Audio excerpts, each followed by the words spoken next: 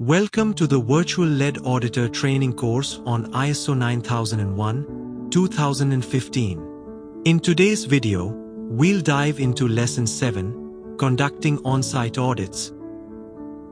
In this session, we will cover how to conduct the opening meeting, factory walkthrough techniques, how to interview employees effectively, the right way to collect evidence, identifying non-conformities, practicing proper audit etiquette, and finally, we'll look at a real-world audit case from the garments industry.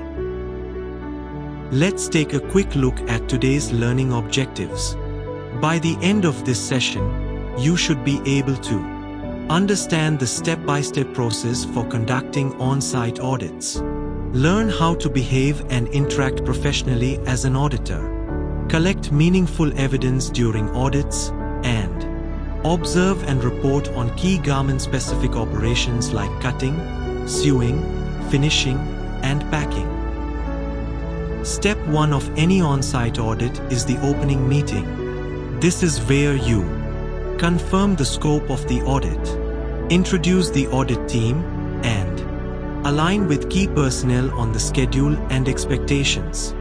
For example, you may meet with the sewing floor supervisor and the QA manager to review the plan and ask for their cooperation.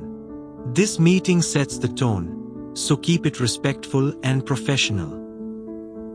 Next is the factory walkthrough, a critical part of the audit. Here's what to focus on. Use your observation skills, check for PPE usage, whether machines are maintained properly, and if process flows are followed. Always have your audit checklist in hand and use it in real time. Don't just look at documents, watch how the work is actually done. Third is interviewing employees, a key part of collecting reliable information. Ask open-ended questions such as, can you show me how you record defects? How do you know what quality standards to follow? Be respectful of language and cultural norms, especially in Bangladesh. Speak simply, be patient, and avoid putting pressure on the workers. Now, let's talk about evidence collection. Check relevant documents like batch cards, QC reports, production plans. With permission, take photos of issues or best practices. Also, write down any inconsistencies you observe. These will help you verify findings later.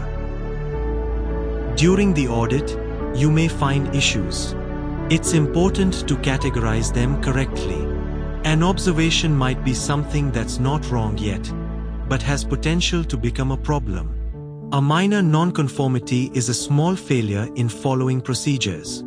A major nonconformity means there's a serious breakdown in the system. For example, if the cutting line doesn't have inline inspection records, that could be a minor NC, but if the entire inspection process is skipped, that's major. Professionalism matters.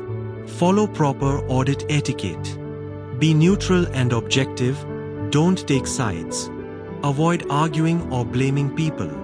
Stay calm, ask politely, and focus on facts. You are there to find opportunities for improvement, not to punish anyone. Here's a real-world audit story from a factory in Savar.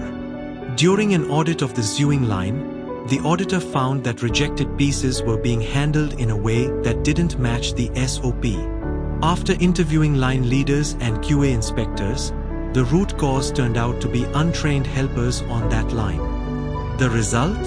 A targeted corrective training program was rolled out immediately. This is the kind of impact a well-done audit can have. Time for your activity and homework. Activity: watch a factory walkthrough video or do a simulation. Identify 3 good practices and 2 areas for improvement in the audit process. Homework: create a simple observation checklist template for auditing cutting, sewing, and finishing sections.